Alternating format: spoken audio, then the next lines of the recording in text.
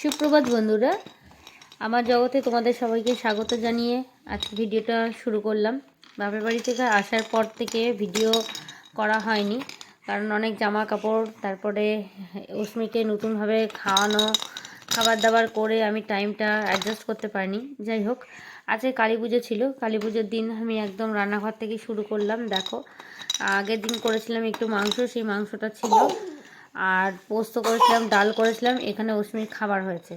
সন্ধ্যাবেলায় অহনা খুব বায়না করছিল, এই যে বায়না করছিল তার জন্য একটুখানি দই ফুচকা করে দিয়েছিলাম বাড়িতেই, কারণ আমার তো সেভাবে অস্মিকে নিয়ে বেরোতে আমি সম্ভব হয়নি, কারণ অস্মির একটু ঠান্ডাও লেগে গেছিলো দুর্গাপুজোয় ঘুরে। আর এখন এই যে আমাদের বাড়ির সামনে যে কটা ঠাকুর হয়েছিল, সে কটা ঠাকুরই আমি একটুখানি অস্মিকে বলে নিয়ে দেখতে বেরিয়েছিলাম। এই যে বড় মার দর্শন দিলাম, একে একে তোমাদের সব ঠাকুরকেই দেখাবো। এই দেখো বড় মা, তোমরা এর আগের বারেও দেখেছো, তাই তোমরা অনেকেই জানো যারা পুরনো। আর আমাদের বাড়ির সামনে যে ঠাকুরটা হয় সেটা হলো এই যে সিদ্ধি কালী। এই যে একটু রাত্রে যখন পুজো হয়েছিল, তখন যেহেতু আমি গঙ্গা স্নান করিনি, সেই কারণে আমি ঠাকুরের সামনে যেতে পারিনি, কিন্তু একটু দূর থেকেই তোমাদের জন্য ভিডিওটা শ্যুট করে রেখেছি। আমার যারা পুরনো বন্ধু আছে তোমরা সকলেই জানো যে আমাদপুরে কালী পুজো বিখ্যাত। আর এই যে অহনা, এই দেখো অস্মিকে নিয়ে এখন মোটামুটি রাত 1টার মতন বাজে। এই যে সবাই ঠাকুর দেখছে, আর এই যে অহনাও ওর বোনকে নিয়ে বেরিয়েছিল, তারপরে আইসক্রিম খেয়ে ঘুমিয়েছে।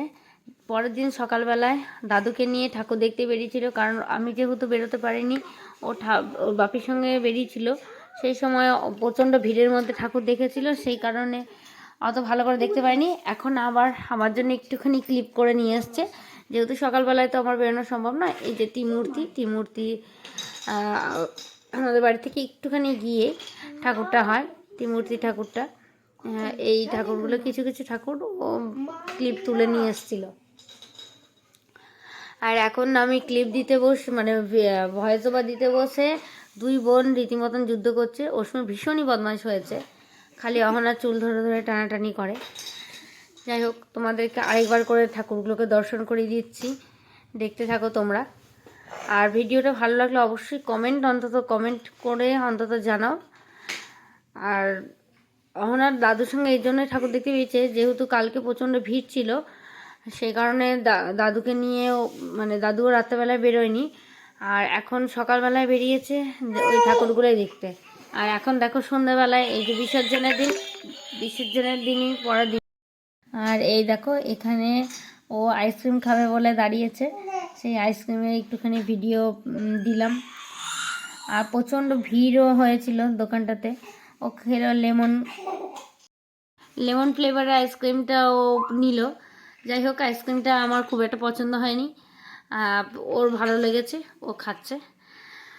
এরপরে তোমাদের বিসর্জনটাও দেখাবো আস্তে আস্তে, যতটুকু পেরেছি ততটুকু তোমাদেরকে ভিডিও করে দেখাতে পারছি। এই বছরটা আমার একটু ডিস্টার্বের মধ্যে যাচ্ছি, সামনের বছর জানি না কীরকম কী হবে না হবে। এবার ডেকোরেট করে অহনার হাতে দিয়ে দিল। এইও অহনা তো খুব আনন্দিত। যাই হোক, ও খাচ্ছে। আর এই দেখো ঘরে চলে এসেছি। আর এখন ঘরে এসে আমার এক দেওর এসেছে রিসরা থেকে।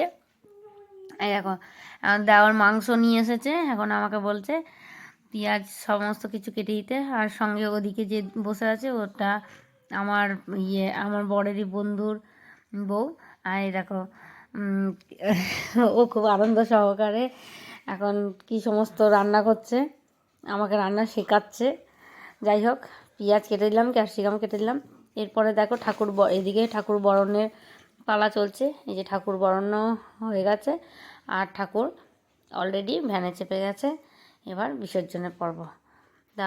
Bye bye, good night. তোমরা সকলে ভালো থেকো, সুস্থ থেকো, দেখতে থাকো আমার ভিডিও, আমার জগৎ।